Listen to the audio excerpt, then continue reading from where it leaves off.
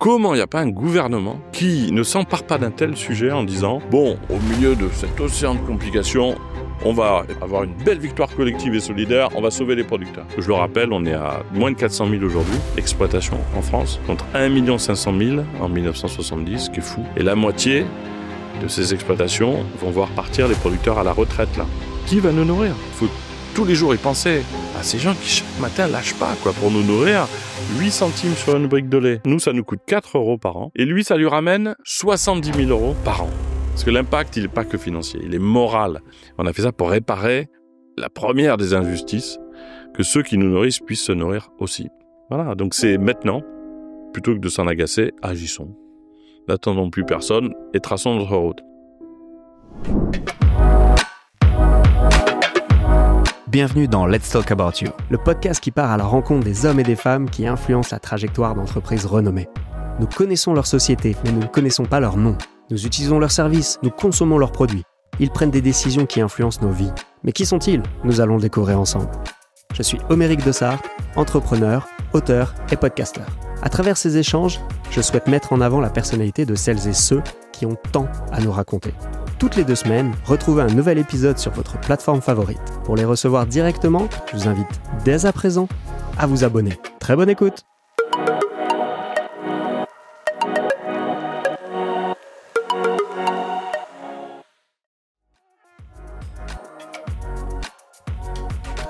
Aujourd'hui, on reçoit Nicolas Chabanne, l'homme qui a fait de la consommation un acte militant. Fondateur de C'est qui le patron ?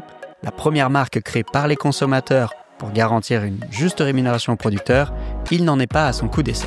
Avant ça, il a lancé Les Gueules Cassées, une initiative anti-gaspillage qui a fait le tour du monde. Avec son approche pragmatique et fédératrice, Nicolas prouve qu'on peut changer les règles du jeu en mettant le consommateur au cœur des décisions. On revient sur son parcours, ses engagements et sa vision pour une alimentation plus juste et responsable. C'est parti! Bonjour Nicolas. Bonjour. Nicolas, première question, est-ce que l'on peut se tutoyer ? Ah oui. Merci. Ma deuxième question, c'est est-ce que tu peux nous donner ton état civil ? Alors, Nicolas Pierre Chabanne, né le 11 juillet 1969 à Moulins dans l'Allier. Je ne sais pas s'il y a d'autres éléments dans le... C'est toi qui décides. Tu pensais que j'allais te donner aussi la date de naissance ou c'était juste le nom Dans les enregistrements qu'on a eu jusqu'à présent, on a tout cas de figure. Ah ouais, tous les cas de figure. Père de 3 enfants. Clara, Léo, Mathéo. Qu'on salue. Ouais, donc je suis tellement fier là parce qu'on a pris des décisions ensemble pour préserver l'aventure et les producteurs. Divorcé, maman des enfants géniale et mariée à aujourd'hui Martina. Évidemment, je me le disais il y a pas longtemps, sans qui j'aurais sans doute absolument jamais fait toute cette aventure ou comme ça. Partenaire. Mais c'est bien que j'ai l'occasion de le dire parce qu'à chaque fois, et c'est valable aussi pour l'équipe, on se dit mais on représente un discours, on parle, on explique, mais il y a tellement de gens, l'équipe évidemment qui accompagne toute l'histoire et tous les consommateurs qui à leur niveau font c'est qui le patron. Ouais, et puis quand tu rentres à la maison et que tu en as plein la tête, il faut aussi avoir un cadre qui te permette de... Et voilà, donc l'état civil aurait pu aller jusque-là, sociétaire de la coopérative C'est qui le patron, aux côtés de milliers d'autres, et tellement fier de pouvoir, à mon niveau, comme tous ceux qui le font, aider des producteurs partout en France. On va rentrer dans le sujet. Ah, c'est pas mal cet état civil-là. Tu l'as bien utilisé, développé. Voilà. Au maximum. Nicolas, c'est quoi ton souvenir d'enfance le plus lointain ? Alors, c'est à Madagascar, puisque j'ai passé de 0 à 6 ans, j'ai passé mon enfance à Madagascar. Et alors, j'ai pas réfléchi avant, puisque on s'était dit qu'on se donnait pas de questions avant. Mais c'est pour aller à l'école, à l'arrière d'une camionnette. On est tous, les 4 frères et sœurs, peut-être 3 à l'époque, en train d'aller à l'école primaire. Et voilà. Après, je suis revenu à 7 ans et je me suis installé à Carpentras, au pied du Mont Ventoux. D'accord. C'est la suite de l'état civil. Qu'est-ce qui faisait que tu étais à Madagascar et tes parents étaient dans la diplomatie ? Non, c'est mon grand-père qui, avant la guerre, était ingénieur des arts et métiers, et donc il y avait des postes qui s'ouvraient comme ça dans des destinations plus lointaines. Donc, il est allé là-bas, il a travaillé dans l'agroalimentaire. Et puis ensuite, comme il a eu l'opportunité, il était un ingénieur qui connaissait la gestion de la chaîne du froid. Et donc, il a pu s'installer, trouver des partenaires qui lui ont proposé de créer une aventure qui ensuite a grandi. Et c'est devenu une très grande aventure avec beaucoup de valeurs. Et ça aussi, on en est tous très fiers parce que c'est quelqu'un qui était loyal, qui était plus du côté, pas de celui qui se fait pigeonner, mais bon, celui qui est plutôt gentil plutôt que de l'agressif homme d'affaires. Et voilà comment, les premiers mois, je m'en suis pas rendu compte tout de suite. On m'a fait un lien entre ce grand-père qui était dans l'agroalimentaire et toutes les aventures de ma vie qui ont tourné autour de l'agroalimentaire. J'avais pas fait le lien, mais je crois qu'il y en a quand même un. Et voilà pourquoi on était là-bas, en famille, pour développer cette activité. Et alors après, donc, enfance plutôt très belle, au soleil. Ouais. Le retour au pied du Mont Ventoux. Du soleil aussi, hein, parce que c'est vraiment une belle région. On est vraiment en Provence, un des 6 départements de la Provence, le Vaucluse, le pied du Mont Ventoux, parce que c'est la ville où notre grand-père, qui, après la guerre, ceux qui étaient dans la résistance, étaient nommés par De Gaulle dans des préfectures ou des sous-préfectures, et là, Carpentras, qui était une sous-préfecture. Mon grand-père était donc le sous-préfet là-bas. Et on est revenu là, sans doute, parce que mon père avait ses attaches, et c'est devenu ma ville et mon département, dont on est fier, au milieu des producteurs, c'est pas un hasard, qui étaient mes copains d'école, et que je voyais beaucoup bosser le week-end, pour parfois, en famille, des vies pas faciles. Et sans doute que ça a créé l'envie de réparer cette injustice, que des gens qui nous nourrissent et qui nous amènent des bonnes choses sur nos assiettes, et la capacité à se nourrir aussi tranquillement, prendre des vacances. C'était fou pour moi de voir mes copains bosser tout le week-end avec leurs parents, que je voyais rarement se reposer. Tu y allais de temps en temps, t'avais pas donné un coup de Ouais, main, mais comme j'étais, à mon avis, pas aussi bon et pas assez, t'étais pas invité. ils me laissaient bosser, mais finalement, c'est un vrai job, hein. C'est sacrément physique. Enfin, c'est pas juste nourrir les autres en travaillant 7 jours sur 7. Là, je parle des producteurs de fraises, notamment. Il y a beaucoup de producteurs de fraises à Carpentras, mais producteurs de lait. Parler avec Martine Darbon, la femme de Martial, qui, côté producteur, est à l'origine de C'est qui le patron. Elle avait un autre job, elle est venue aider à la ferme. 2 traites par jour, c'est du boulot. Porter des seaux de nourriture 2 fois par jour, hein, du lundi au dimanche. Lundi, mardi, mercredi, jeudi, vendredi, samedi, dimanche. Il n'y a pas de jour de congé. Et on redémarre le lundi. Et ça pendant des mois et des mois, voire des années. Donc, il fallait juste que ces gens, et c'est le cas toujours aujourd'hui, s'en sortent. Voilà comment, sans doute, sont nées les aventures. Je dis sans doute parce que ça appartient pas à un business plan, ce qu'on a fait. On n'est pas des startups, on n'a pas créé des structures financièrement pour générer de l'argent qui ensuite devient des résultats financiers. On a fait ça pour réparer la première des injustices, que ceux qui nous nourrissent puissent se nourrir aussi. Comment ça s'est passé après dans cette partie-là? Quelle est l'orientation que tu prends, collège, lycée? Est-ce que tu savais déjà ce que tu voulais faire d'ailleurs? Non, je suis à l'école. Moi, je suis pas un bon élève du tout.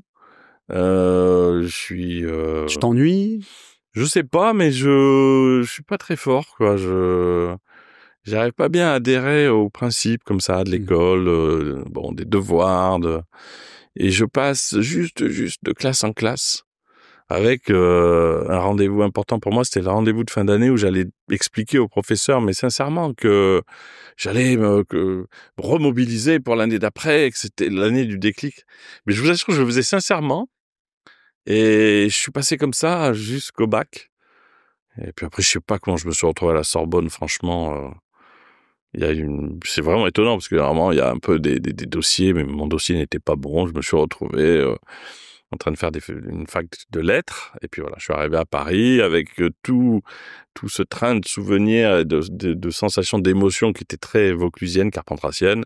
Et une fois à Paris, je me suis dit comment on peut aider les producteurs, parce que j'étais dans la confrérie de la fraise de Carpentras, qui est une confrérie qui rassemble des producteurs, des emballeurs, des distributeurs. Mon rôle à moi, c'était de parler du travail des producteurs et de la qualité des produits. La fameuse fraise de Carpentras. Pourquoi la Sorbonne? T'as postulé à un moment. Ouais, non, mais vraiment, on dirait, j'en rajoute à peine. Parce que il y avait qu'une matière où je m'en sortais à peu près, c'était en français. Donc, Sorbonne, fac de lettres, je sais pas comment je me suis retrouvé là. J'ai dû regarder à Paris, fac de lettres. Alors, il n'y avait pas Internet, hein, on dirait un autre temps. Et puis, on m'a dit, il y a la Sorbonne, bon. Mais comment je suis rentré à la Sorbonne, franchement, je sais pas comment. Parce que normalement, il fallait un dossier. J'ai pas le souvenir exact de comment ça s'est passé. Mais je sais que quelques jours après, je faisais une des plus belles rencontres de ma vie avec mon copain Nikos Aliagas, qui était à la Sorbonne, dans la bibliothèque. Moi, le provincial, arrivé de Carpentras, perdu, sans repère, sans amis. Lui, il a déjà eu plus de copains, mais il avait ce côté un peu un grec français à Paris, à la fac. Et on s'est retrouvés.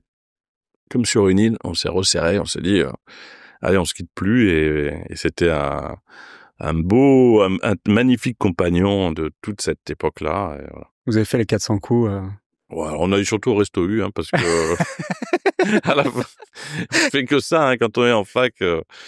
En fait, on connaissait tous les restaurants universitaires. D'ailleurs, je lui ai dit, bon, lui, c'est plus compliqué pour lui parce qu'il a beaucoup de mal à se retrouver comme ça dans un endroit public. Mais je lui ai dit, viens, on retourne au Resto U. Il m'a dit, oui, on y va. Alors, Resto U de Mabillon, Resto U, voilà, avec une histoire incroyable parce qu'on passait devant les restaurants. Quand on est étudiant, on peut pas rentrer dans un restaurant. Je sais pas, ça coûtait peut-être l'équivalent de 6 francs. 1 euro d'aujourd'hui pour manger dans un restaurant universitaire. Il y avait un restaurant qui s'appelle le Procope à Paris, le vieux restaurant. On passait devant et on voyait un menu, mais je crois que c'était 300 francs. Enfin bon, on regardait par la petite fenêtre, on voyait plus ou moins des gens à tabler. Bon, et nous on allait au Resto U.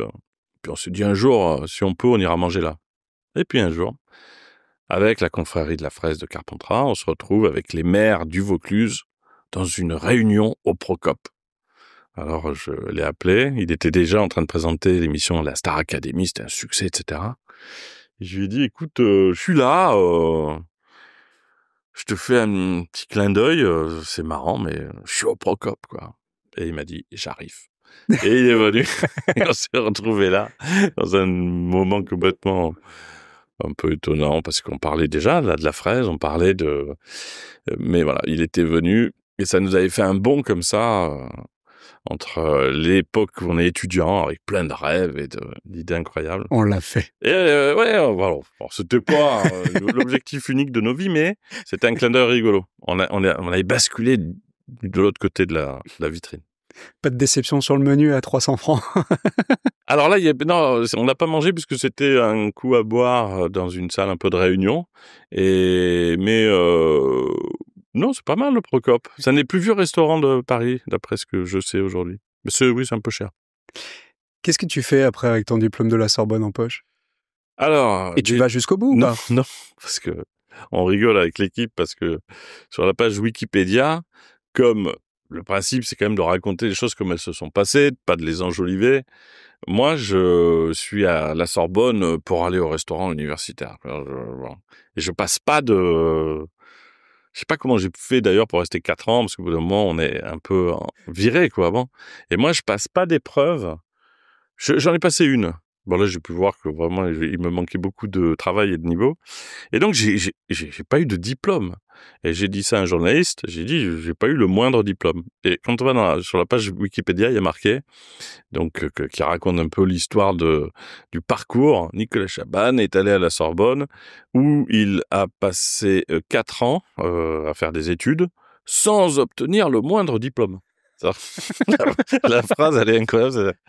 Il a même pas eu, et je crois que j'ai pas eu, il y avait des UV qui permettaient d'avoir des diplômes.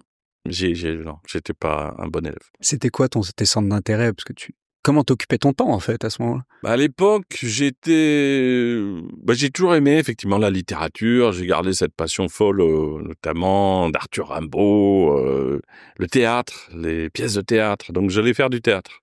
Et j'allais ça s'appelle le cours Florent. Alors, il y a les très bons qui, eux, vont dans la classe libre, c'est-à-dire qu'ils ne payent pas. Et il y a les moins bons, donc moi j'étais dans les moins bons qui payent pour apprendre à faire du théâtre. Voilà. Mais là c'est pareil, c'est autre chose qu'un amusement. Il faut quelque chose d'intime dans la relation au théâtre, au cinéma, tout ça. Et comme ça, il y avait vraiment une tendance à aller vers le cinéma dans ces cours-là, et on s'éloignait un peu de la littérature. Moi, j'étais moins à l'aise. Voilà, donc je passais mon temps entre le Resto U, des rêves de faire des choses avec Nikos, qui lui est tellement quelqu'un de loyal, de bien, de vrai, vraiment, c'est pas par courtoisie. Dans une vie, je crois qu'on rencontre, moi j'ai 2-3 exemples en tête de gens qui ont autant de loyauté que lui, de droiture, de vérité, de constance, et voilà. Et donc il y avait ces valeurs déjà partagées. Lui était sur un autre chemin qui après l'a amené à faire tout ce qu'il a fait. Et moi, je préparais, la première aventure, c'était des centres de lavage solidaires, c'est-à-dire, parce que rien ne s'est fait dans une logique, m'en rends compte rétrospectivement. Je suis pas en train de décrire une recette, c'est que quand on vous fait parler de tout ça, vous vous dites: «Mais comment ça s'est fait?» alors qu'à l'époque, vous vous posez pas de questions, vous faites les choses un peu avec le cœur. Moi, j'avais des copains qui trouvaient pas de boulot. Je trouvais ça dingue, quoi. Et je me disais, mais comment, pourquoi c'est difficile? Bon, pour 1000 raisons, c'était difficile pour eux. Un jour, je me suis dit, tiens, sur les parkings d'hypermarchés, le lavage auto, on peut tous le faire. Moi qui étais nul à l'école, n'ayant aucun diplôme, j'étais à peu près avec le même niveau de diplôme que mes copains qui étaient un peu en galère. Et on a créé les centres de lavage solidaires. L'idée, c'était de laver les voitures pendant le temps des courses. Et à Auchan, le Pontet, il nous a fait confiance, on a créé ce service qui était un service qui embauchait uniquement des gens en galère. Donc c'était un premier job et tellement de belles histoires. C'est ça en fait, je crois, qui est la motivation éternelle de ce que j'ai essayé de faire. Il y avait un jeune qui était un peu dur, qui était l'ami d'un gars qui bossait là. Il était un peu dur, il avait un caractère un peu fort, et il a lavé des voitures pendant 1 an et demi, et puis il est parti faire autre chose. Puis un jour, il a sonné à ma porte à Carpentras, j'ai ouvert. Ah, je l'ai vu, il était grand, je me rappelle, il était assez impressionnant physiquement. Il parlait pas beaucoup, il m'a dit bah je reviens ouais, pour te dire merci parce que c'était bien que j'ai pu avoir ce job. Et là, j'ai monté une structure de sécurité, là, un gardiennage. Et d'ailleurs, on travaille pas loin de là où j'avais démarré en faisant du lavage auto. Et je trouvais ça tellement incroyable que ça ait pu servir à quelque chose et qu'il soit revenu pour me le dire. Pas pour m'enorgueillir du fait que ça allait bien pour lui, mais il m'a rechargé en énergie. Je me suis dit, allez, faut aller aider tous les autres et tous ceux qui peuvent bénéficier de ce soutien. Voilà. Ça, c'était avant le monde agricole. Là, j'étais très jeune, enfin plus jeune. Et après, il y a eu la confrérie de la fraise, et puis l'idée que des producteurs qui bossent bien, qui font un boulot dur, et des fruits et légumes français s'en sortent, quoi. Et après, je n'ai fait plus que ça. Alors vas-y, parce que le business du lavage auto, tu l'avais initié, t'en avais fait une société? Ouais, alors là, j'ai toujours le même problème, je me rends compte rétrospectivement, c'est que ça marche, il y a un centre, un deuxième, un troisième, puis il y a une enseigne Casino qui me dit: «Oui, alors, c'est une super idée, on pourra en faire, une franchise, nationale», et là, ça devient du business, quoi. Il faut rationaliser les coûts, alors faut pas trop payer les gens parce qu'il faut quand même que, vu qu'il y a des investisseurs. Et j'ai dit non, ça je le sentais pas. Donc au moment où ça pouvait devenir, parce que c'était le tout premier centre de lavage sur les parkings d'hypermarchés, il y en avait pas. Donc il y avait une espèce de primeur, on est les premiers, on va faire un gros truc, il va y en avoir partout. Et là, à chaque fois, ça m'intéresse mais c'est pas que ça m'intéresse plus, ça me crispe. Je me dis mais non, mais on va pas faire ça pour simplement faire des résultats financiers, quoi. C'était pas fait pour ça au départ. Il n'y a plus de sens. Il y a plus de sens, ça enlève le fait que quelqu'un gagne sa vie, quoi. Donc ils l'ont fait sans moi.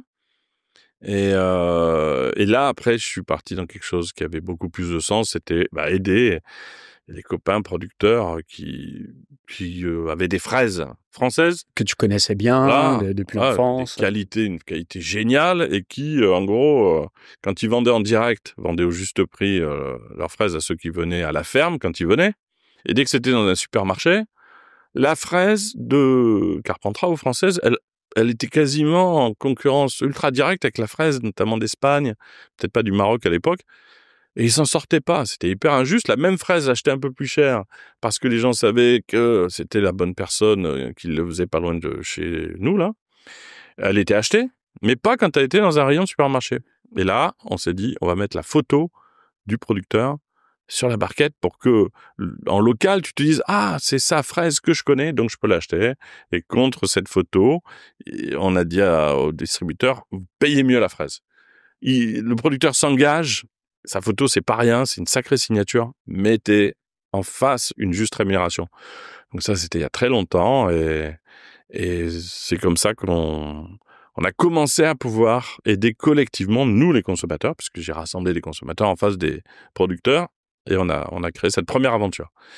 Et ensuite, puisque je sais pas si peut-être que tu allais me dire après, après il y a eu les gueules cassées, où là, c'était la suite logique, et puisqu'il y avait, là j'ai parlé des fraises, mais il y avait des abricots merveilleux faits par la famille Saint-Michel, près du Luberon, et les abricots étaient incroyables, les pêches aussi, les nectarines.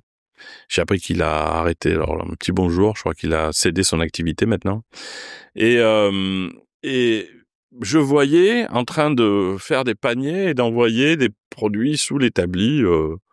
Je dis, mais pourquoi vous écartez ces abricots géniaux, là? Je savais, ils étaient tellement bons, cueillis à maturité, qu'aujourd'hui, ce Gustatif et Solidaire, c'est une initiative à repérer dans les rayons faits. Gustatif et Solidaire, c'est la même chose. Des producteurs bien rémunérés, des produits à maturité, et la défense de la production de qualité française. Voilà. Petite pub en passant. Et donc, lui me dit, non, on écarte, parce que regarde, il est pas tout à fait droit, il y a une petite tache, il y a... Je dis, ah non, c'est pas possible. Alors que c'est le petit frère du très bon qui finit dans le rayon. Et voilà comment on fait naître les gueules cassées, les fruits et légumes moches, pour les sauver du gaspillage, qui étaient vendus moins cher, parce que au lieu de les jeter ou d'en faire de la confiture, ils le vendaient. Nous, on avait des super fruits, ça existe toujours, hein, moins cher, vendus 30% moins cher, et qui aidaient le producteur, parce que lui, il retrouvait 70% du prix qu'il n'aurait pas eu. Et voilà comment sont nés les fruits. Donc ça veut dire que les fruits et légumes moches par rapport à ce qui est consommé, ça représente quel pourcentage de la production? Alors, ça dépend énormément de beaucoup de choses, mais il y a beaucoup de fruits et légumes qui ne répondent pas aux critères au cahier des charges sont écartés. Mais il y a un chiffre qui va prendre un raccourci toujours que j'essaie de donner. En France, on recherche tous évidemment de la nourriture tous les jours.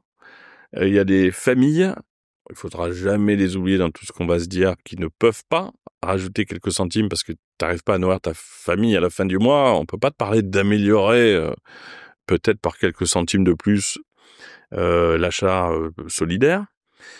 Mais ces familles-là, c'est pas possible de continuer avec, en face de cette difficulté à se nourrir pour beaucoup de gens en France, les 10 millions de tonnes de produits alimentaires jetés chaque année, gaspillés chaque année.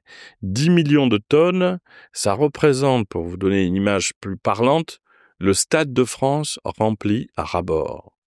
Voilà ce que chaque année, en France, le résultat de notre consommation écarte cette nourriture qui pourrait évidemment se retrouver sur n'importe quelle table, elle est tout à fait saine et consommable, ne l'est pas. Il faut qu'on aille récupérer cette nourriture, qu'on la donne à des familles en difficulté ou qu'on la vende moins cher. Mais c'est indispensable de décupler les efforts, même s'il y a pas mal d'acteurs qui s'en occupent. Il faut que ce soit une immense priorité. Il y a 2 priorités en France quand on sait à quel point nous nourrir est capital. Rien ne se fera dans ce monde si on n'a pas de la sérénité en nous disant on va pouvoir trouver de la nourriture. S'il y a plus de producteurs ou de moins en moins, ce qui se passe en ce moment, on aura de plus en plus de mal à trouver de la nourriture. Donc il faut protéger les producteurs et il faut aller rechercher toute cette nourriture absolument qui est un trésor collectif, qui est gaspillée, alors qu'elle pourrait être ou donnée ou vendue à un prix tellement accessible.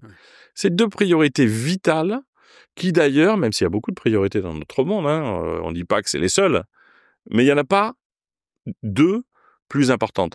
Il n'y a aucune priorité avant celle-là. D'abord, on se nourrit et ensuite, on fait le reste. Donc, réglons cette injustice folle de voir des gens qui nous nourrissent, les producteurs, disparaître, alors que si on leur ramène juste de quoi avoir un équilibre, ils vont continuer, leurs enfants vont reprendre les fermes et on n'aura pas cette baisse des exploitations en France. Je le rappelle, on est à moins de 400 000 aujourd'hui, exploitations en France, contre 1 500 000 en 1970, ce qui est fou.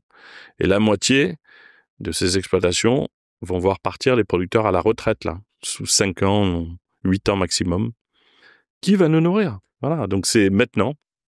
Et merci à tous ceux qui aident, au-delà de C'est qui le patron, parce que là, il y a tous les produits C'est qui le patron, mais il faut aider toute démarche, ou tout producteur, en direct même, on peut le faire comme ça, qui arrive à mieux vivre avec un juste prix.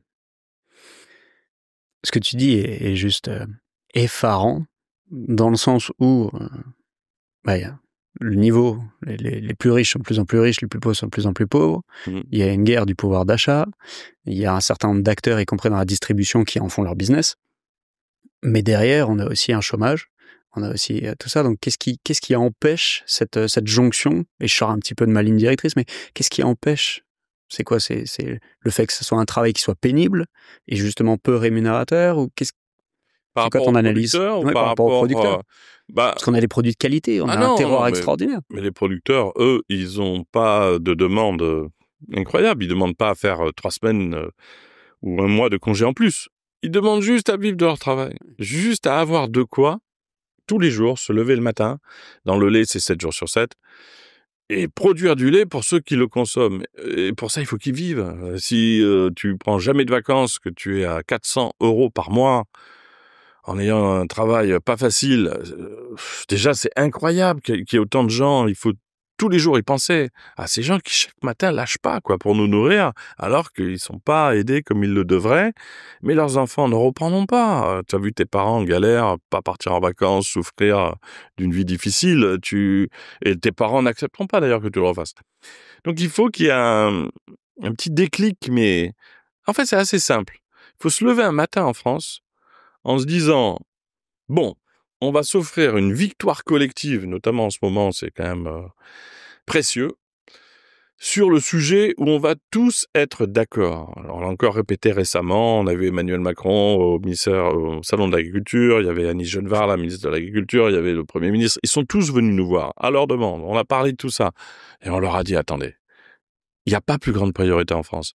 Mais c'est pas culpabilisation, stress, juste relevons la tête, rendons-nous compte que tous ces gens qui nous nourrissent doivent absolument survivre et avoir des repreneurs et des plus jeunes qui reprennent. Donc, on se lève un lundi matin en disant « Ok, on va faire en sorte qu'ils soient tous sécurisés. On a assez de moyens financiers. On a commencé, nous, consommateurs, en faisant de cette aventure un grand succès, à montrer qu'on était prêt à le faire, mais il ne faut pas qu'on soit tout seul. Et quand le premier gouvernement, et là, ça m'échappe, je retourne une question à ta question, comment il n'y a pas un gouvernement qui ne s'empare pas d'un tel sujet en disant « Bon, au milieu de cet océan de complications, on va effectivement avoir une belle victoire collective et solidaire, on va sauver les producteurs. » Quand les producteurs sont sur la route, qu'ils bloquent les routes, qu'on a du mal à circuler, il y a 9 Français sur 10, on est encore tous d'accord pour les soutenir, on les soutiendra. Mais qu'est-ce qui fait qu'il n'y a pas ce déclic-là? Bon, on a quelques débuts de réponses qui rejoignent ta propre question. Il y a, par défaut, une situation un peu injuste qui fait que personne ne s'empare du sujet. La bonne nouvelle, c'est qu'il y a une chose qui est à l'origine de tout, qui est un moteur ou un carburant de ce moteur global, c'est l'argent que nous avons dans nos poches. L'ensemble du monde économique est alimenté par de l'argent. Et étrange et fantastique nouvelle que je rappelle à tout le monde, le 1er janvier, chaque année, tout l'argent qui sera dépensé en France est dans nos poches de consommateurs. Pas un centime manque. Donc si nous, consommateurs, on se parle et qu'on amène cet argent à des endroits qui créent des conséquences positives sur le monde, défendent les salariés, les producteurs, limitent l'impact sur l'environnement, mais le monde va changer. Donc on a une solution à portée de main, vous voyez, c'est quelques centimètres. Il suffit de se parler, de s'organiser et on a besoin de personne d'autre que cette décision collective pour changer positivement bien des choses. Wow. On va faire en sorte qu'un maximum de personnes aient ton message et continuent de soutenir. Oui, alors merci, parce que ça permet il y en a de plus en plus, de 2-3 chiffres rapides, 15 millions, 14,9 millions d'acheteurs de ces produits. C'est des produits créés collectivement, solidaires, c'est pas juste des produits, c'est pas du marketing, c'est qui le patron. Et un Français sur 4, en 8 ans, marque nouvelle la plus vendue depuis 10 ans, c'est incroyable et tout le monde dit c'est absolument unique dans l'histoire du monde agroalimentaire. Donc c'est pas pour les podiums et les chiffres, c'est pour se dire que ce bon sens collectif, il a une capacité à avoir des résultats concrets sur la vie et l'impact de nos vies. Puisque derrière chaque produit, vous avez, je vais le faire rapidement, un producteur qui gagne mieux sa vie. Donc lui, comme il gagne mieux sa vie, il peut aller consommer localement dans un commerce. Il peut aller au restaurant, il peut ramener cet argent qui en local va circuler, et puis il va permettre à quelqu'un qui lui amène de la nourriture animale de vivre, parce que sinon, quand les producteurs disparaissent, tous les métiers périphériques, ceux qui réparent les tracteurs disparaissent, et puis comme il y a du bien-être animal, que les fourrages sont locaux, ils viennent pas du fin fond de l'Europe. Quand on rajoute quelques centimes, ça aide le producteur et ça aide la qualité du produit. Donc il y a un impact environnemental moindre.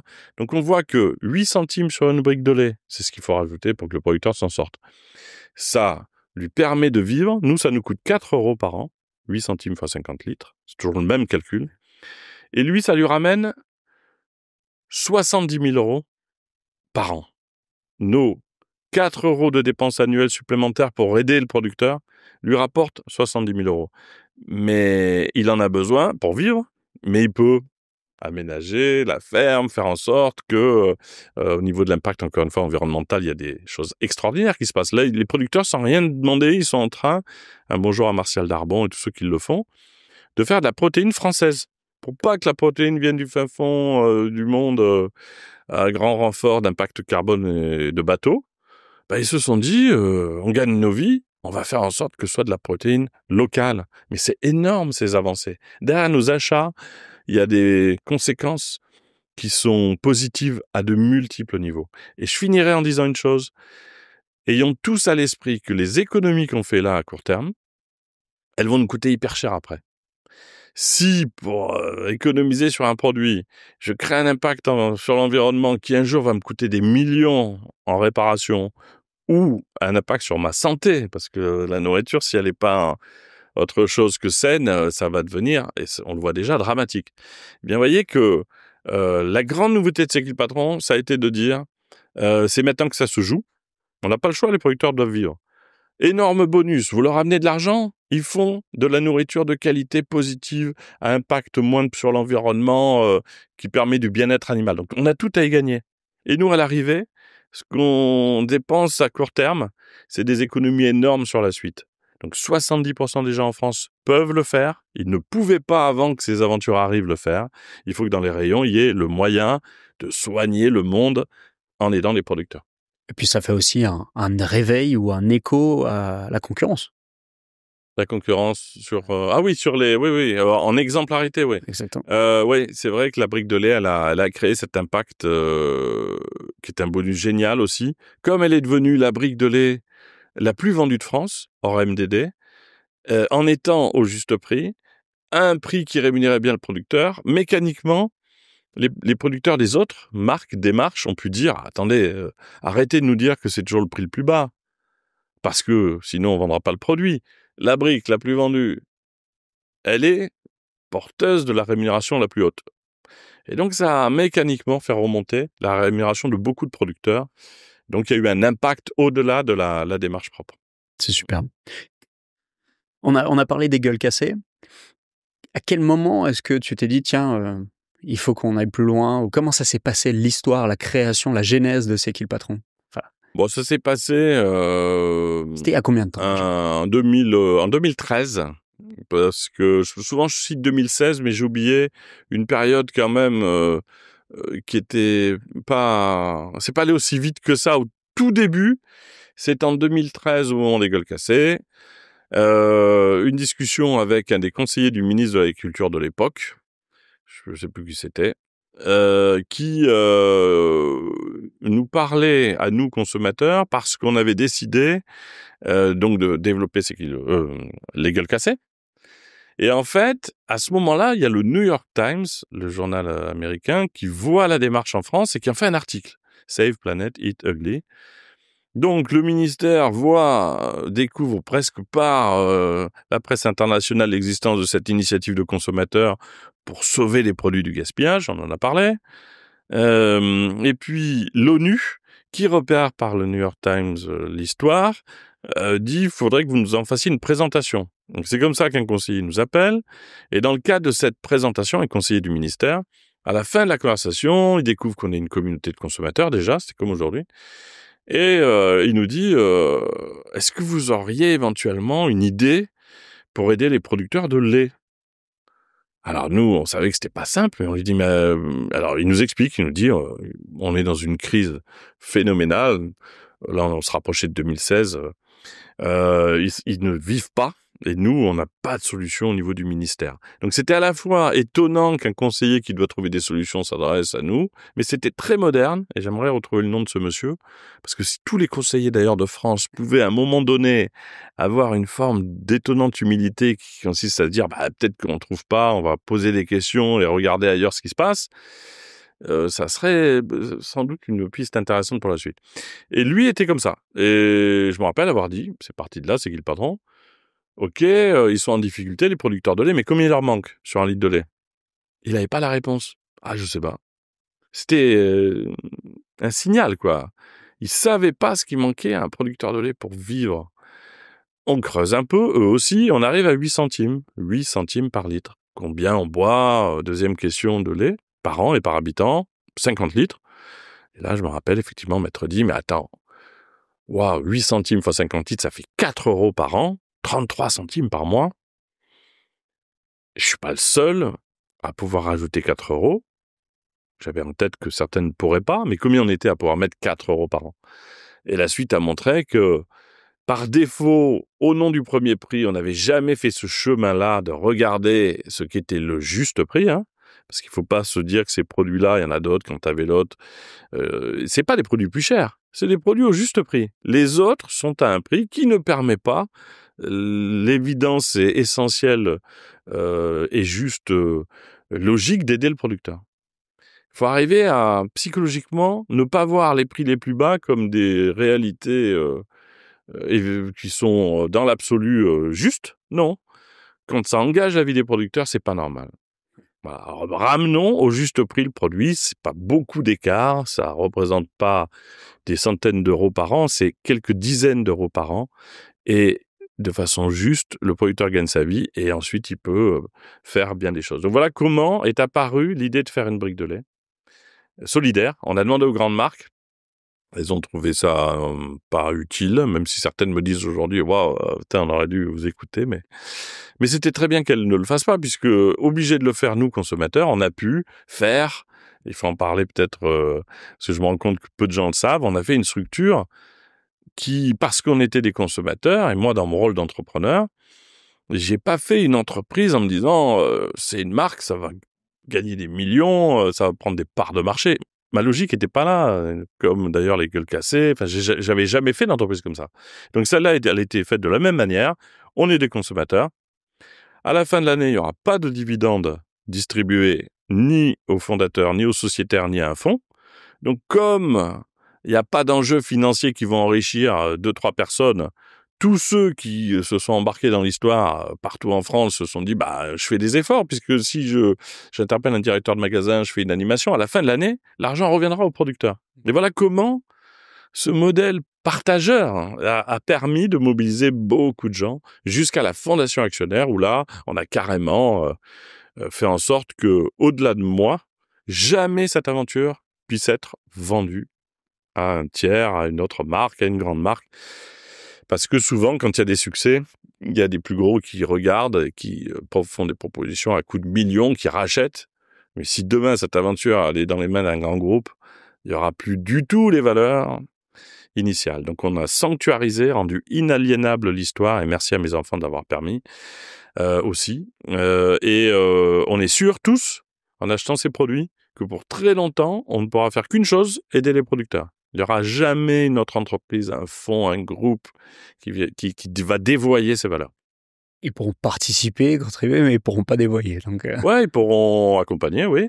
Mais plus personne ne pourra sortir l'initiative de son chemin solidaire des producteurs. Et pour les producteurs, c'est une respiration. J'ai eu un message des producteurs après cette annonce tellement touchant, et notamment de Martial Darbon, où les producteurs se rendent compte que, au-delà de nous, l'équipe, les gens qui font C'est qui le patron aujourd'hui, dans 50 ans, ça sera toujours une maison producteur-consommateur qui va protéger les producteurs longtemps. Donc les jeunes peuvent s'installer parce qu'ils savent qu'ils auront cette maison très protectrice de leurs intérêts qui ne pourra jamais être autre chose que ce qu'elle est aujourd'hui. Et surtout, alors ce qui est très intéressant, c'est que là, vous êtes en train... Alors, on a commencé par la brique de lait originale. Maintenant, il y a le lait bio, il y a le lait sans lactose, et vous avez décliné et vous continuez de décliner. Il y a les œufs bio, il y a la farine. Là, moi, j'ai découvert aujourd'hui le jus de pomme, la brique de beurre, demi-sel, bio, les yaourts, la crème. Ouais. Donc tout ça, on est dans les produits laitiers et le jus de pomme qui commençait fruits et légumes. Et là, les annonces que vous avez faites dernièrement, c'est que vous allez élargir encore plus en intégrant vraiment fruits et légumes. Ouais, nous, hein. C'est pas l'équipe qui fait ça. C'est que à chaque fois, chaque produit, c'est un vote collectif. Comment ça fonctionne justement et qu'est-ce que vous allez faire? Ça a marché parce que il y avait un questionnaire qu'on a fait dès le départ qui nous permettait de décider tous ensemble du produit qu'on retrouvera en rayon. Donc là, en ce moment, voilà, on parle de ça, qui est un gros succès incroyable. Toujours pas de pub à la télé ou de commerciaux. C'est le bouche à oreille qui a fait que la SNCF nous a appelés en disant on aimerait bien un jus de pomme solidaire. C'est des records de vente dans les trains. Et ça, derrière cette histoire, les gens ne le savent pas, c'est des gens qui nous avaient appelés en 2017, les producteurs, en disant on arrache nos arbres parce qu'il nous manque 9 centimes par kilo. Alors on s'est dit, on va les mettre, quoi. Donc dans ce jus de pomme, vous avez un jus de pomme trouble parce qu'il n'est pas trafiqué, il est un peu comme à la ferme. Et c'est des gens qui ont pu s'en sortir et qui, en Alsace notamment, maintenant il y en a un peu partout en France, je vois la carte là, sont soutenus et peuvent vivre de leur métier. Donc c'est des histoires fortes derrière. Et là, j'ai parlé des pommes parce que on va initier la même démarche sur les fruits et légumes. Pas parce que c'est du marketing, on se dit le fruits et légumes, ça peut être sympa. Non, là c'est toujours pareil, c'est des consommateurs, des producteurs qui nous appellent, notamment les producteurs, en disant écoutez, vous avez aidé les producteurs de pommes, nous on est des producteurs de cerises, on arrache nos arbres parce qu'il nous manque 1,50 € par kilo. Et là on a toujours le même calcul. Combien on mange de cerises par an? Là on découvre 400 grammes. 400 grammes fois 1,5 € du kilo, ça fait 60 centimes par an. Voilà ce qu'on doit rajouter. Ça, on ne nous l'avait pas dit, on ne nous l'a pas montré comme ça. Combien on doit rajouter pour que les producteurs français de cerises s'en sortent, et qu'on ait des cerises françaises et pas des cerises qui viennent du Chili? 60 centimes par an. Vous en mangez 2 fois plus, 1,20 € par an, 10 centimes par mois. C'est accessible pour tellement de gens. Et c'est ça la nouveauté. Donc là, il y a les cerises qui arrivent en mai, portées par un vote collectif. Il y a eu plus de 10 000 personnes qui ont répondu par des questions non seulement à la rémunération des producteurs, elle a été validée au plus haut et merci à tout le monde, la barquette, le panier, le type d'agriculture. Donc à la fois on fait le cahier des charges et on décide du prix, puisque chaque critère fait évoluer le prix, qui sera celui en rayon voté conseillé. Les magasins sont libres de le suivre ou pas, mais ils le suivent en grande majorité. Et arrive donc la cerise, la pomme, l'ail, échalote et oignons, si mon C'est souvenir est exactement bon. ça. Carottes. Carottes aussi, ouais.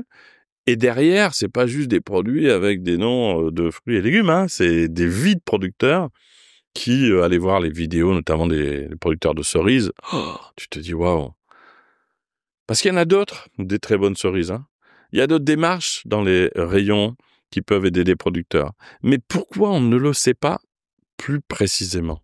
Ça, c'est un enjeu. Parce que là, on n'est pas en train de raconter l'histoire de la Pentecôte de la solidarité en France, c'est qui le patron. On dit, cette démarche, elle fonctionne et elle garantit que quand tu l'achètes, les centimes vont au producteur. Mais la première des choses qu'on demande, nous, consommateurs, derrière l'initiative, c'est que d'autres le fassent. Il faut que l'ensemble du marché agroalimentaire devienne autre chose que un tour de magie marketing où on te dit, bah voilà le produit, tu sais absolument pas ce qui va se passer avec ton argent derrière, mais confie-le. Et puis tu découvres en relevant la tête, ah bon, mais en fait vous avez esquinté la planète, les producteurs s'en sortent pas, enfin bref, avec notre argent. C'est ça que tout le monde est en train. Je crois, la prise de conscience là en ce moment, c'est waouh, notre argent pas facile à gagner. Il nous associe par nos achats à la destruction de vie, de gens, d'environnement. Enfin, il y a un truc qui va pas. Et donc, voilà comment la transparence va nous permettre, à nous qui avons cet argent dans nos poches, encore une fois, et tout l'argent, nous les consommateurs, on est les plus grands patrons du monde économique et du monde tout entier. Il faut prendre conscience de ça. C'est pas idéalisé, c'est pas un rêve impossible. On prend cet argent, on l'amène aux endroits qui soignent le monde et tout ira mieux. C'est magnifique. J'ai vu aussi dans cette démarche que vous avez lancé tout un système de prêt à taux zéro pour les agriculteurs. Oui. Ouais, ça c'est pareil. On en parlait il y a pas longtemps. C'est très touchant ça aussi. Et ça, c'est pas quelqu'un de l'équipe de C'est qui le patron qui parle. C'est un sociétaire, et je le dis à tous ceux qui achètent ces produits et aux magasins qui rendent accessibles ces produits, tous ceux qui font en sorte que ça existe. L'argent généré, parce que c'est des ventes records, 128 millions de ventes en 2024, c'est beaucoup de ventes, donc il y a de l'argent. Et comme l'argent dans cette aventure ne va pas dans les poches des fondateurs ou de fonds ou de banques, il n'y a pas de banque, on le prend et on le ramène vers les producteurs. Alors, il y a l'aide directe, vous avez ça sur le site internet, vous voyez les millions d'euros qui vont aux producteurs, et c'est justice et on l'a fait pour ça. Et puis, il reste encore de l'argent. Qu'est-ce qu'on en fait?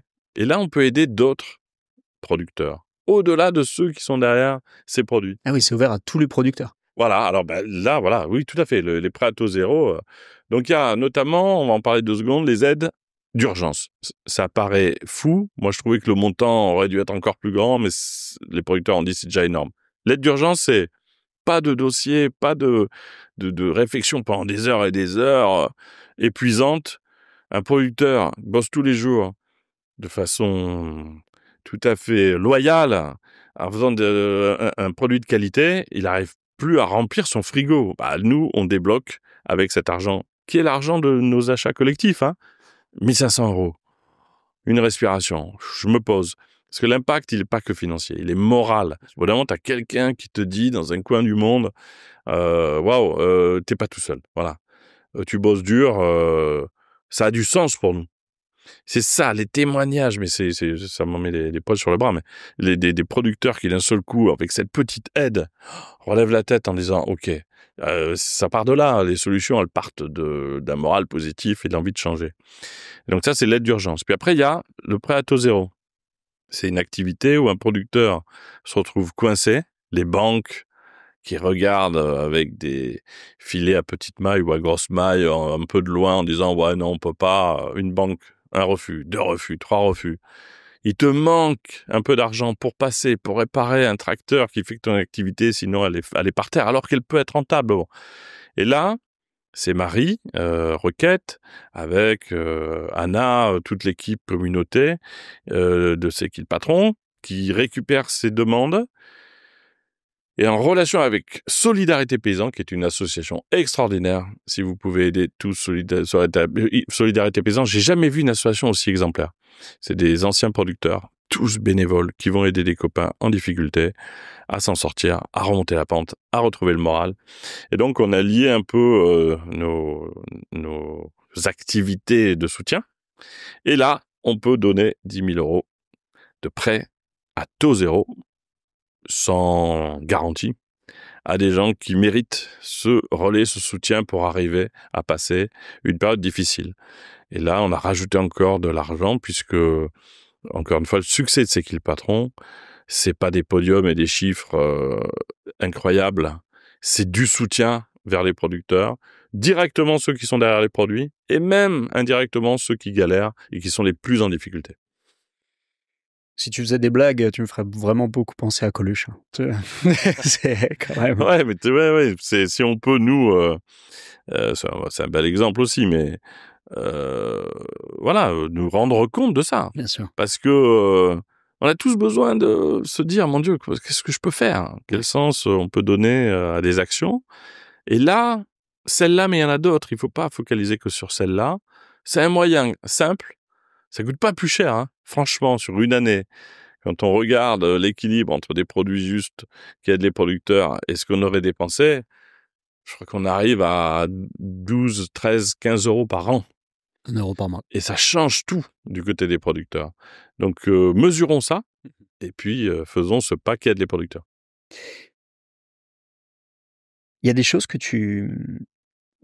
C'est quoi la plus grosse ânerie que tu entends sur l'agriculture ? Un truc qui te fait sortir de tes gonds Ah, ouais, c'est une bonne question. Il y en a pas mal, mais nous, on a toujours essayé de ne pas s'occuper trop, je vais y répondre, mais de relayer, de critiquer. On s'en est rendu compte après coup, mais on a passé notre temps à nous occuper du positif et de ce qui aidait, ce qui redonnait le sourire. Bon. Et en fait, quand tu t'occupes des zones de lumière, que tu envoies beaucoup plus de lumière sur des zones déjà qui captent de la lumière, bah, bizarrement et mécaniquement, la zone d'ombre, elle va s'éclairer à un moment ou à un autre. Si tu passes ton temps dans la zone d'ombre à essayer de la dépioter, à t'engueuler, à te dire des choses, bon, bah, il y a pas grand-chose qui s'éclaire et c'est beaucoup de temps perdu. Ça, c'est quand même affolant. Enfin, désolé de le dire là, mais le nombre d'heures de discussion qu'il y a dans les zones sombres où on s'engueule en se disant qu'on a raison, qu'il faudrait changer les choses, qu'il faudrait faire différemment. Enfin, je parle plus au monde politique. Et là, tu dis, mais à quel moment il y a un peu d'action là pragmatique. Est-ce que vous pourriez juste moins discuter ? Vous faites une action qui fait que d'un seul coup, bah, ça c'est clair, un peu différemment. Enfin, je dis ça en clin d'œil parce qu'il y a beaucoup de gens qui disent, on est fiers parce que on a fait sans attendre personne quelque chose de concret. Voilà. Et donc là, j'ai fait une parenthèse qui m'a éloigné de la question qui était, sur l'aberration. Donc nous, on s'occupait du positif.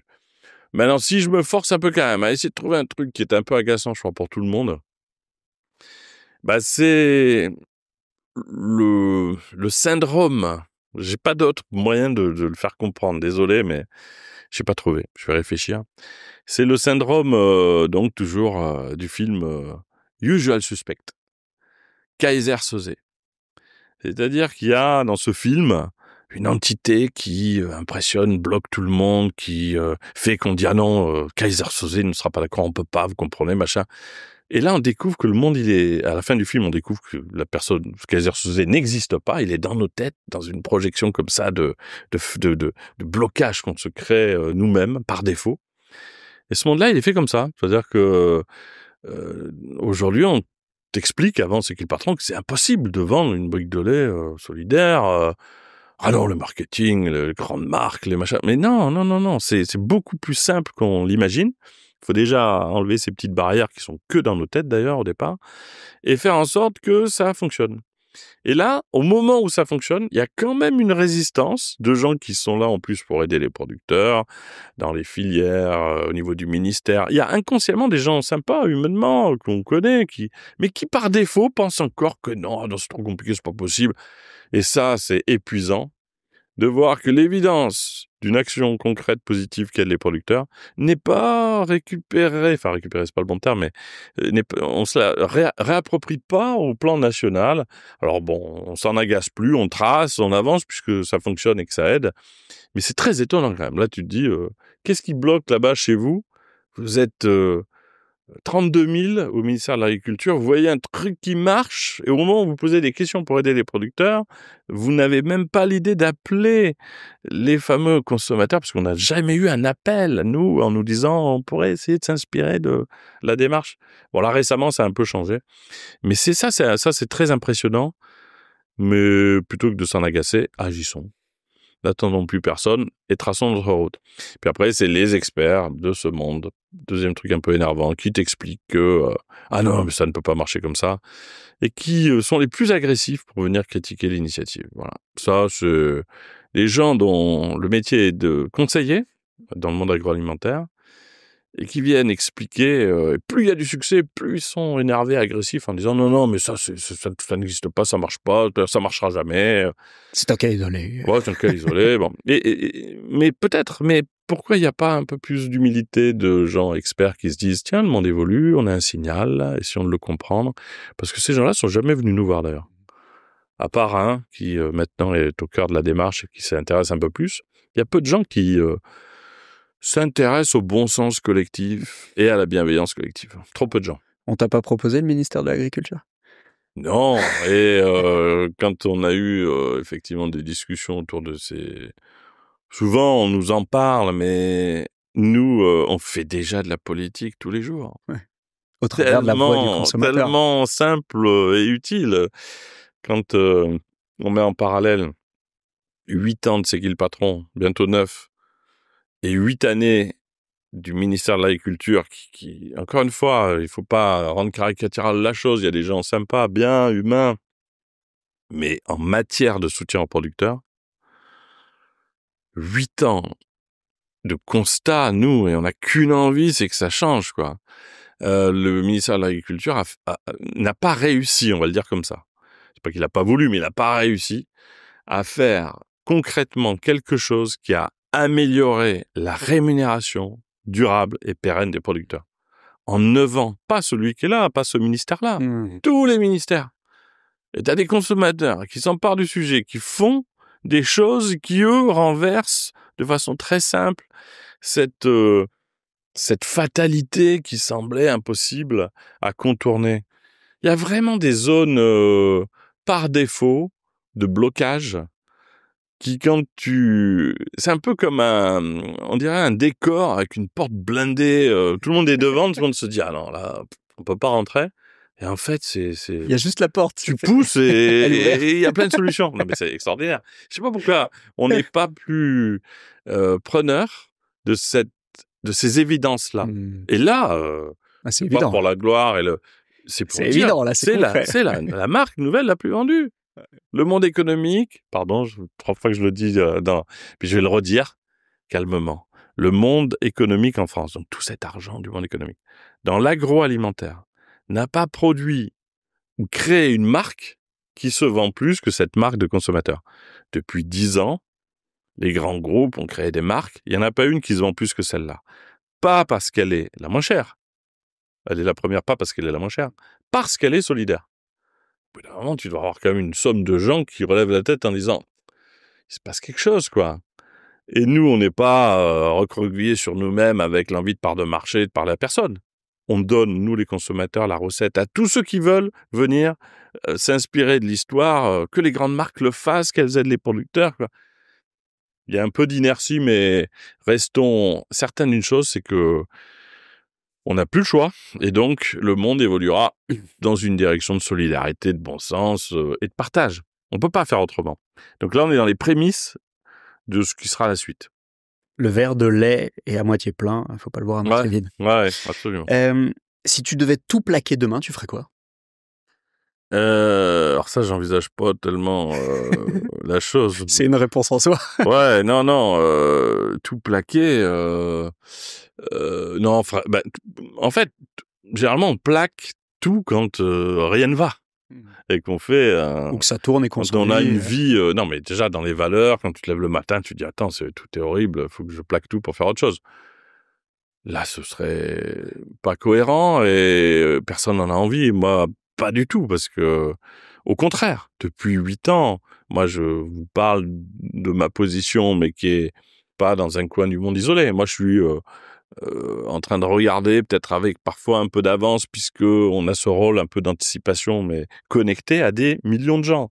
Rendons hommage, et c'est pas une courtoisie pour le faire, même si je me dis que c'est pas mal quand même de le dire souvent, c'est que le patron, c'est pas une équipe, aussi incroyable soit-elle, et merci à elle, qui est là-haut dans les bureaux, qui fait tout. C'est des milliers de gens, 15 millions d'acheteurs, des gens qui vont dans les magasins. Bonjour monsieur le directeur, le lait délactosé, vous voyez, il y en a des laits délactosés, mais ils sont pas solidaires. Celui-là, il est solidaire. Mettez-le en rayon, s'il vous plaît. Je suis votre cliente, j'aimerais bien pouvoir l'acheter chez vous. Sinon, j'irai ailleurs. Il y a un sondage récent, là. Je pense que je sais pas quand le podcast va être diffusé. Il y a une question de YouGov, un sondage.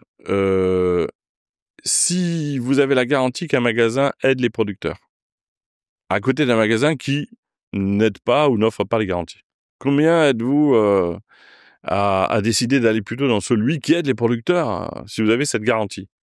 Réponse 74% des gens, même si c'est un peu plus cher. Ça veut dire que les magasins, ils doivent se réveiller et se dire en urgence, le tour de magie du prix le moins cher pour le prix le moins cher, qui met tout vers le bas et qui nous prépare à des problèmes de santé, d'environnement. Stop! On va cibler personne en particulier, mais... Non, voilà, non, mais ils le savent, mais on leur dit, parce qu'il y a encore des magasins, et merci à ceux qui ont ces produits, il y en a qui veulent pas. Bon, ils veulent pas, alors, parce qu'on ne sait pas pourquoi. Franchement, il n'y a plus de raison. Comme a dit Martial Darbon, le livre le plus vendu de France, Martial Darbon, c'est le producteur de lait à l'origine, de la démarche côté producteur. Si on avait fait le livre le plus vendu en France, il serait dans toutes les librairies. Pourquoi ces produits, notamment la brique, les 2 beurres bio, ça c'est le beurre bio le plus vendu de France avec son petit frère. La boîte ne fait pas de dividendes, il n'y a pas d'argent qui sort. On ne s'enrichit pas, il n'y a personne qui s'enrichit pendant que les producteurs sont en galère, tout l'argent va aux producteurs. Tous les feux sont au vert pour que les magasins accueillent massivement ces produits. Récemment, je tiens à le dire, il m'a autorisé à le dire, il y a un patron d'enseigne, Thierry Cotillard, même si Carrefour et Leclerc l'avaient fait avant, mais il m'a dit, est-ce que tu peux me montrer les comptes de l'initiative? Je vais être sûr, en aidant la démarche, que j'aide pas des choses indirectes qui m'auraient échappé. On a donné tous les comptes. On a refait une réunion, il y avait le directeur financier, directeur général, et ils ont regardé, évidemment. Les sociétaires le savent déjà parce que les comptes, on peut les voir. Mais ils ont vu que tout était nickel, correct, que tout allait au producteur. Il n'y avait pas de loup, de choses planquées. Et là, ils ont dit, OK, on va accélérer le développement des produits. Que les magasins qui se posent des questions ou les enseignes qui sont encore un peu en questionnement nous demandent la même chose. Voilà. Parce que cette transparence-là, quand tu l'as et que tu l'offres, c'est très étonnant. Il y a plein de gens qui sont preneurs. Et il y a des gens qui veulent même pas. Non. Même si tout est clair, j'ai pas envie de le regarder. Ça, c'est dommage. J'en profite, c'est la minute pub. C'est pour parler du manifeste du consommateur que vous avez lancé et qui est dans toutes les librairies, enfin, qui devrait être dans toutes les librairies, qu'on trouve chez Cultura, etc. Et on mettra le lien directement sur le podcast. Évidemment, même si cette phrase, tous les bénéfices vont au soutien des producteurs. Et là, vous avez, pour ceux que ça intéresse, mais comment une marque créée par nous, de simples consommateurs, devient la marque nouvelle la plus vendue en France? Qu'est-ce qui a fait ça? Parce que dans la réponse, il y a les éléments et les ingrédients de ce qu'on peut faire à beaucoup plus grande échelle pour que le monde aille mieux et qu'on aille tous mieux. Voilà ce qu'il y a dans ce manifeste. Et si la Terre va mieux, tout va mieux. Là, moi, j'aime beaucoup le chiffre. 92% des producteurs estiment être plus fiers d'être agriculteurs aujourd'hui qu'en 2016. Oui, mais tu as raison, c'est un chiffre clé parce que quand tu gagnes pas ta vie, je vais prendre une seconde pour décrire ça. Il y a un producteur qui nous a dit, quand la juste rémunération, que côté consommateur on vote, on valide pour les producteurs, et c'est demandé par eux et uniquement par les producteurs, c'est pas quelqu'un qui nous dit à ce prix-là ça ira bien. Quand la première facture de lait est arrivée avec la juste rémunération, mon père, qui était derrière, qui était à la retraite, quand il a vu le prix payé au juste prix, il a fondu en larmes parce qu'il s'est dit pourquoi. Au-delà de cette émotion, c'est pourquoi. Il a dit, c'est la première fois que je vois le travail que nous fournissons payés au juste prix. C'est-à-dire, d'un seul coup, il avait une reconnaissance. Il avait le témoignage du fait que ce qu'il faisait avait du sens, que ça avait une valeur. Et c'est ça qui est fou. C'est dans ce chiffre-là, c'est tu bosses tous les jours, tu nourris les autres, et on te dit, tu verras bien ce que tu gagneras. On te laisse les miettes d'un système qui lui-même se partage de la valeur différemment. Donc, quand on aide à travers un juste prix des producteurs, on leur redonne aussi cette juste dignité, quoi. Enfin, non, pardon. Ils sont dignes par nature, mais ils peuvent vivre dignement de leur travail. Ils sont pas dans la contrainte du prix qui ne valorise pas au juste niveau leur travail. On les remet dans le circuit économique. Ouais. On va passer à l'avant-dernière partie, ce qui s'appelle le Speed Questionnaire. Donc là, je te fais 3 propositions et tu me dis celle qui te parle le plus. Mmh. J'ai explosé les compteurs temps, mais ça vaut absolument Mais la peine. vous allez resserrer après, là. Ah non, je fais jamais on découpe pas. À moins que quelqu'un s'étouffe en toussant, comme c'est souvent mon cas, mais là, sinon, on retousse pas. Alors, café, thé ou jus de fruits? Café. T'en bois beaucoup? Bon, normalement. Non. Il est équitable? J'aime les 3 autres aussi, mais café, voilà. S'il faut dire un truc, café. Matin, midi, soir? Alors ouais, matin et soir. Ça m'empêche pas de dormir. Ah, et toi, t'es plutôt quelqu'un du matin, du midi ou du soir? Non, en disant ça m'empêche pas de dormir, c'est que je dors pas beaucoup, parce que c'est une période fantastique pour réfléchir.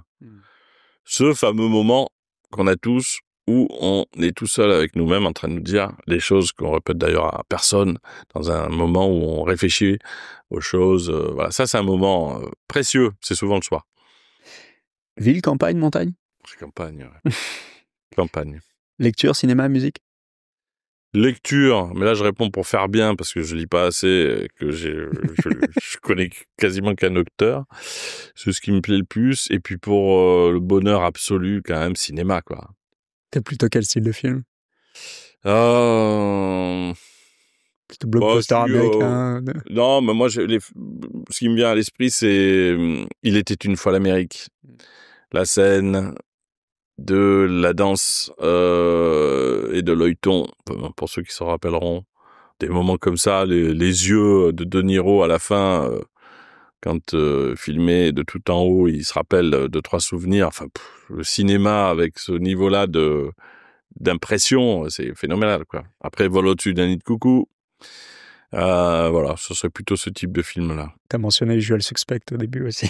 Ouais, ça j'aime moins dans l'absolu, mais c'est le seul moyen d'essayer d'expliquer qu'on a des Kaiser Soze en tête qui n'existent pas. Le méchant qui bloque tout, qui rend impossible la vie et les solutions n'existent pas. Non, il suffit de pas écouter les experts. Printemps, été, automne, hiver? Je réponds sans réfléchir, mais printemps, ouais, printemps. Même si une des choses alors ça va intéresser personne, mais c'est le moment où en fait, si j'avais pensé qu'un jour je ferais un témoignage sur le fait que j'adore les feux de cheminée, j'aurais pas imaginé ça. Mais si il y a pas longtemps, je me suis dit mais c'est extraordinaire. Le feu de cheminée, le crépitement du ceux bois. qui peuvent vivre souvent ça. Et puis cette vision, tu te dis mais ce que je suis en train de voir là, ce feu, ces couleurs, ce mouvement, ces sons, tous les gens qui sont venus sur cette terre ont vu exactement la même chose. C'est un des spectacles de vie qui est commun à tous ceux qui sont venus un jour ici. Bio, local ou équitable? J'allais dire local pour pas faire l'arbitrage des deux. Mais bien sûr que là, je serais très heureux de tout lier. Ouais. Grande distrib, circuit court ou marché de village? Là, vraiment, là, c'est pas pour faire plaisir à la grande distribution, ça serait odieux. Mais vraiment, les 3, parce que là, c'est ultra important de ne pas nous dire qu'on va trouver une solution pour les producteurs en étant que sur un axe. Bien sûr que j'adore le local, l'achat direct, mais la vie des producteurs est connectée à l'endroit où massivement on va chercher les produits. C'est la grande distribution aujourd'hui. Et donc, il faut énormément discuter avec la grande distribution. Qui d'ailleurs, franchement, il y a 10 ans, j'aurais pas dit la même chose. Mais les gens de la grande distribution, la nouvelle génération, ils ont compris des choses connectées évidemment à leurs propres clients. Et ça a beaucoup évolué, et on peut construire des choses et des partenariats et du soutien.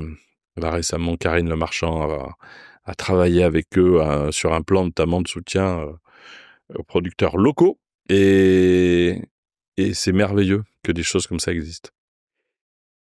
Tu vois, alors là, il n'y a rien à voir. Batman, Superman, Green Lantern ou autre? Voilà, vraiment, je réponds en Batman, parce que ça me rappelle mon fils, puisqu'on est du Sud, qui, quand on avait passé quelque temps à Paris, discutait avec son copain, je parle de mon fils Léo, aîné, et qui disait à son copain parisien, qui comprenait pas, qu'il adorait Batman. Alors son petit copain disait, c'est qui? C'est qui ça? Mais tu connais pas Batman? C'était Batman. Et toi, si tu devais avoir un super pouvoir, ça serait quoi? Oh, que tout le monde se connecte simplement à la réalité, mais vraiment instantanément, du pouvoir phénoménal qu'on a tous pour changer absolument tout et très rapidement. Non mais, désolé pour le temps, mais franchement, si on prenait conscience, mais très simplement, hein, du fait que il y a 8 milliards de gens d'un côté, 8 000 de l'autre, hein, les dirigeants, les représentants politiques. T'as 8 milliards de gens qui ont du bon sens, de la bienveillance, qui ont juste envie que ça se passe bien. Et en face, t'as des gens pour qui c'est peut-être un peu plus compliqué d'être dans ces enjeux collectifs. Les 8 milliards de gens ont l'élément clé dont ont besoin évidemment ceux d'en face, c'est l'argent. Le monde économique n'est fait que de l'argent que nous, citoyens, on a dans nos poches. Il faut qu'à un moment donné, on raccourcisse cette prise de conscience et qu'on décide de créer nos propres entreprises. On va faire les entreprises du partage, d'amener notre argent à des endroits identifiés où mécaniquement le bateau va tourner, le monde ira mieux. Non mais vraiment, c'est pas plus compliqué que ça. Entre ce que je viens de décrire et la solution, il y a 10 centimètres entre sa main et son porte-monnaie. Donc j'y crois beaucoup, c'est une question de temps. Là, c'est le début de l'histoire. Mais voilà, que tout le monde prenne conscience de cette surpuissance individuelle qu'on a, puisque devenue collective, on devient inarrêtable. Sky is the limit. Les 3 dernières questions. Est-ce que tu as une recommandation de lecture, de podcast ou une newsletter que toi tu aimes suivre? À chaque fois, je me dis, après ça, il faudra que tu le dises, puis après, j'oublie. Alors, des podcasts, il y en a vraiment beaucoup de grande qualité. Enfin, je ne vais pas en citer un ou deux. La lecture Arthur Rimbaud, parce que je pense qu'il y a plein de choses à découvrir. Comme c'est hyper compliqué sur certains textes, en fait, on y met un peu ce qu'on veut, donc c'est parfait. Là, il y a quelques heures, on était avec Victor, qui est un influenceur génial, qui fait des rencontres sur Internet. Et là, ça nous a donné beaucoup d'énergie et de pêche, parce qu'on se dit que là, ce qu'on est en train de faire, c'est cette capacité à se parler autrement que par les vecteurs habituels, peuvent accélérer la mobilisation et la prise de conscience. Voilà, donc désolé pour tous ceux que je ne vais pas citer, mais il y a plein de belles choses en dehors des autoroutes habituelles qu'on connaît. Vous voyez, tu te rends compte, je suis en train d'essayer de ne pas dire presse, médias. Ça va. Non, pourquoi je dis parce que je fais gaffe, parce que il y a aussi à défendre, et c'est pas pour faire plaisir à tout le monde, mais il y a peu de temps, je me suis dit, mais attends, les médias, les journaux, le boulot qui est fait, la difficulté, les moyens qui se limitent. Quand on voit comment, nous, cette aventure-là, s'il n'y a pas des journalistes qui comprennent qu'il n'y a pas d'enjeu financier, qu'il faut en parler, qu'on peut en parler, ça a été extraordinaire. Nous, on a beaucoup parlé d'initiative parce qu'ils savaient aussi qu'il n'y avait pas, encore une fois, d'enrichissement personnel, c'était pas un système économique qui allait créer une marque qui allait se revendre un jour vers un grand groupe. Je pense que ça a joué aussi. Mais s'ils n'avaient pas été là, on n'aurait pas ces clips patrons. Oui. Et tu découvres des journalistes qui font un boulot loyal, phénoménal, et qui, eux aussi, sont dans des difficultés, avec des groupes fragilisés. Bon. C'est un autre sujet. Mais il n'y a pas longtemps, on s'est dit, ce serait bien de rééquilibrer un peu les choses. Il y a un déséquilibrage, il faudra trouver ça. Est-ce que tu as un ami ou une connaissance que tu me recommanderais d'inviter sur le podcast? Ah, il y en a beaucoup, là. On en reparlera. Martial Darbon. Ah ouais, un producteur. Et tous les producteurs d'ailleurs de France. Encore une fois, il n'y a pas longtemps, il y avait une conférence avec Nicolas Houdemont. J'ai passé mon temps, on était tous les deux à Angers, c'était une grande école pour témoigner. Mais ce qu'il a raconté, j'ai passé mon temps à pas le regarder parce que c'était tellement émouvant. Je me suis dit non, mais le regarde pas. Mais il faut les entendre parler de leur vie, de leur métier, de tout ce qui s'est passé. Donc tous les producteurs de France, voilà une grande liste. Pour la grande distribution, Bertrand Swiderski, qui est patron RSE de Carrefour, qui a amené beaucoup, mais il y en a énormément. Là, il y a une nouvelle génération dans la grande distribution de gens qui parlent différemment, qui ressentent différemment. Puis après, des gens, il y en a beaucoup qui ont des valeurs. Nikos Aliagas, ça serait génial de l'amener sur des sujets avec interdiction de parler d'autre chose que de tout ce qu'il aime. Même s'il aime son métier et la télévision, mais de lui dire, parle-nous de tout ce qui te tient à cœur. En dehors de ça, en faisant une règle du jeu, c'est de ne parler que de ça, parce qu'il est vraiment passionnant. On lui imposera la règle. Ouais, non, mais il y a beaucoup... C'est terrible parce que cette liste-là, faudrait pas que je l'arrête. Il y a plein de gens à inviter. Et puis des sociétaires, des consommateurs, qui un jour à cette place raconteront comment eux vivent l'histoire à leur niveau, parce qu'elle n'est pas si éloignée de ma position. Si on souhaite te contacter, quelle est la meilleure manière de s'y prendre? Bon, alors c'est le drame, parce que c'est pareil, ça c'est... Alors, j'ai expliqué dans un podcast, je savais que ça allait se retourner. C'est très dur à expliquer ce que je vais expliquer. Mais quand nous, humainement, on se prend pas on n'est pas une start-up, on n'est pas une entreprise, on n'est pas. Et quand tu as une masse de messages, de contacts, de gens hyper bienveillants, sympas, qui ont des super projets, des super idées. Au début, tu regardes tous les messages, tu écoutes, tu réponds, puis au bout d'un moment, si tu as 20 ou 30 messages par jour, le lendemain, tu as répondu, les 20 te réécrivent, les 30 prochains arrivent, et en fait, mécaniquement, tu ne peux pas répondre à tout le monde, avec la meilleure volonté du monde. Et tu te transformes, bien involontairement, en quelqu'un qui répond pas. C'est horrible, quoi. Et donc, à chaque fois, je disais, c'est mécanique, je veux pas m'excuser, parce qu'on dirait que je m'excuse de ne pas pouvoir répondre à tout le monde, mais c'est très, très rageant de ne pas pouvoir répondre à tout le monde. Il y a des messages incroyables auxquels j'ai jamais répondu, et vraiment désolé, parce que je savais que j'étais pas en mesure d'aller m'occuper derrière. Si c'est répondre pour répondre, ça n'a pas de sens. Pourquoi? C'était pas du tout la question de départ, hein, c'était plus simple. Non, mais parce que ça me rend dingue d'être ramené dans ce rôle de quelqu'un qui répond pas, alors qu'il faudrait que tout le monde réponde à tout le monde. J'ai une chance inouïe, alors. Ouais, mais alors maintenant, alors après, c'est le deuxième truc terrible, c'est que maintenant, et merci à Marie, rendons hommage à Marie, avec qui est dans l'équipe, et qui est venue jouer ce rôle, d'essayer de regarder les messages aussi pour pas en oublier. Mais au départ, on était plus petit qu'on est, on n'a pas changé, on reste toujours avec les mêmes valeurs, mais on a moins le moyen, comme ça, de répondre à plein de pistes possibles et de sollicitations géniales. Donc, je dirais par les réseaux, ouais. Et peut-être les réseaux de C'est qui le patron, plus encore que les miens, qui se retrouvent un peu embouteillés, quoi. C'est horrible, cette phrase, c'est vraiment la phrase du gars que j'aime pas, quoi. Oui, vous comprenez, on est trop sollicité. Nicolas, merci beaucoup.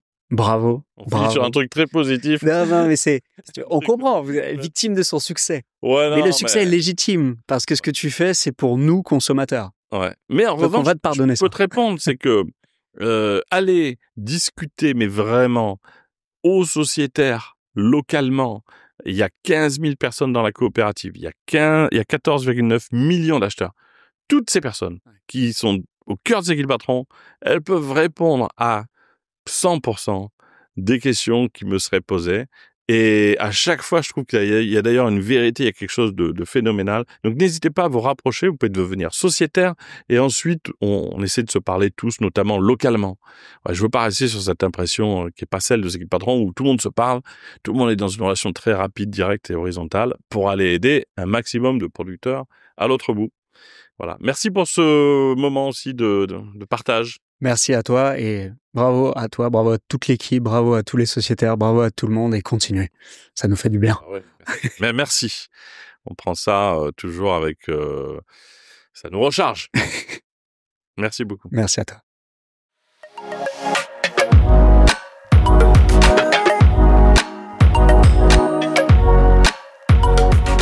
Merci de nous avoir accordé votre attention et j'espère que cet échange vous a plu. Si c'est le cas, je vous invite à commenter cet épisode sur Spotify et YouTube, mais également à vous abonner sur votre plateforme favorite. Vous pouvez également m'envoyer un message sur LinkedIn, j'y répondrai avec plaisir. On se retrouve dans 2 semaines pour un nouvel épisode.